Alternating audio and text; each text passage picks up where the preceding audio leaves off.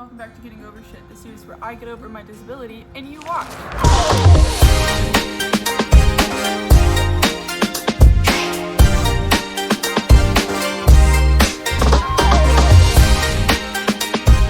Hey guys, so if you watched my last episode, you saw that I built some garden beds and I filled them with some dirt and some sticks.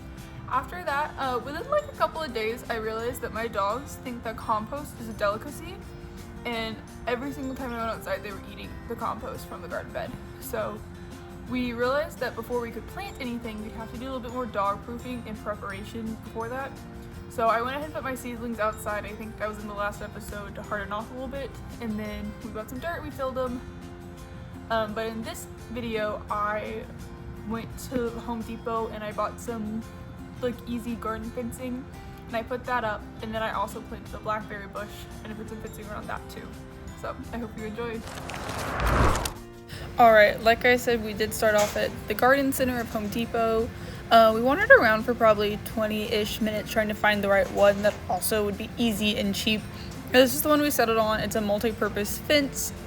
You can kind of see down at the bottom in the ad for it.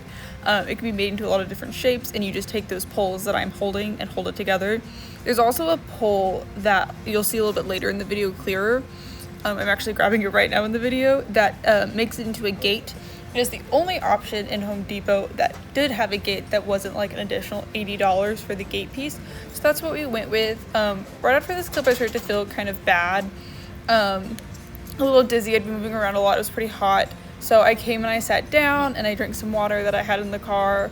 And my heart rate was probably about 160 if I remember correctly here.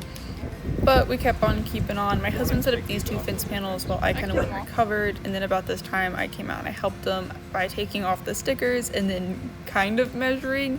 We went a lot more by vibes than we did measuring for this project because even if things didn't work out perfectly, there wasn't really much we could do. As you can tell, this is like really easy to set up. It's obviously sped up, but it only really took about 30 minutes, and it only really took that long because my husband really wanted the line to be perfectly straight. So you can see him kind of constantly going and measuring it and pulling it a little bit to make sure it was straight as I hammered it in. Something we did notice pretty quickly, this isn't even sped up right here. This is just literally me hammering it in at that speed with like no strength in my body. So super, super easy. We very quickly noticed that, not dog proof, and that there was probably about a foot gap. So while my husband was kind of trying to think about what to do with that, I tested out the gate. It pulled a little hard. It was not the easiest thing to open or close, but it was like $5 to make it to a gate, so we weren't mad about it. Then I went and kind of wandered around my garage and I found this random piece of sheet metal. I think it's a divider for a dog kennel that we had. We used to foster dogs, so we have just a bunch of random dog things. So then I went and I finished hammering it in real quick while kind of thinking about if that was going to work or not.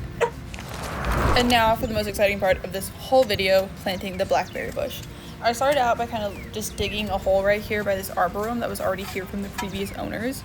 And then, as you can tell, there was some trash in the dirt that was really weird, as well as you can't tell quite as well, but there's a bunch of rocks and bricks. I think the previous owners had some sort of flower bed here that they kept very well manicured, but it was never well manicured when we saw it. We just saw like what was left of it. And so I wanted to dig about a foot to 8 inches down to make sure the soil was loose before we planted it, even though the root ball wasn't that big.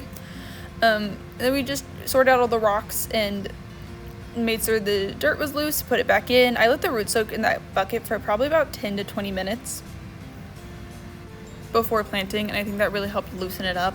Then what I did, you kind of saw it in the video with this first piece, is I took some grass that was really long with my little helper here, and I used it to tie it up. So what I did is I just folded it, and then you can tell right here that I just crossed it over the 4 pattern and then pulled it through just like you would any other regular knot. This one broke, so I had to restart.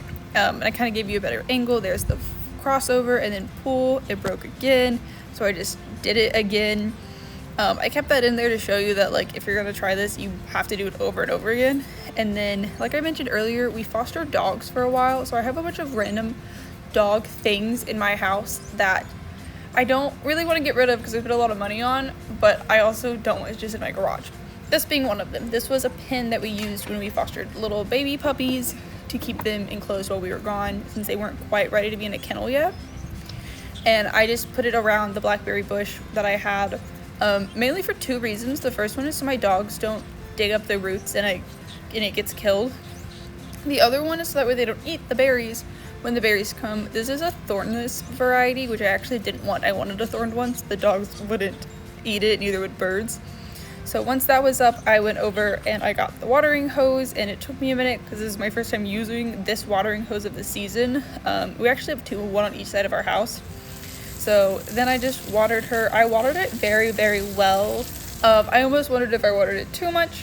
While I was doing that, my husband started on dinner, so then I came in and started pruning some of these onion seeds that I had germinating. The main reason I did this, well, the truthful reason I did this was because I wanted green onions to top my dinner for that night. But the other reason I did it was because I had read that if you trim the tops off of the onions when they're young, it'll help them grow roots, like focus on growing roots rather than growing the stems.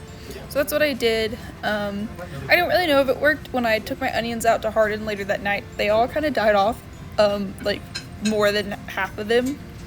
So we'll see how it works. This is my first year gardening, so there are bound to be mistakes. And then something I do every day is I kind of just like brush my hand over them to help harden before I put them outside. And then I took them outside, and as you might be able to tell, this is way later in the day because we promptly forgot about them until like right before bed. So we took them all outside and we watered them with the hose. This is on the other side of the house than you saw earlier. This is like in the enclosed garden space. So yeah, that was the next step that I did to building this garden. Hopefully next time we'll be able to plant some things. I think my next video actually won't talk about planting at all, and we'll talk about something completely random. But I'm not quite there yet. Now you might be thinking, wait, Erin, you never fixed that hole in between the fence and the fence. I kind of did. I'll show a clip at the very end, but I just took a chair that we had and I just propped it up. And I mentioned earlier that I filmed this like probably a week ago, and both fences have dealt through 2 tornadoes, very small tornadoes, but still tornadoes, very heavy thunderstorms, and that chair has not fallen. The fence has not fallen, either one of them. And that fence line thing we were most worried about is there's a dog on the other side of the fence that my 2 dogs love to run back and forth with, like barking at each other, and we were so worried that they were gonna like want to like run with the other dog so much that they would like jump over it, and that hasn't happened at all. So the dogs have done really, really well in not going in there. I kind of let them in whenever I go to water them, but my husband doesn't. So we'll figure out how that goes in the long run. But yeah, thank you all so much for watching. Bye.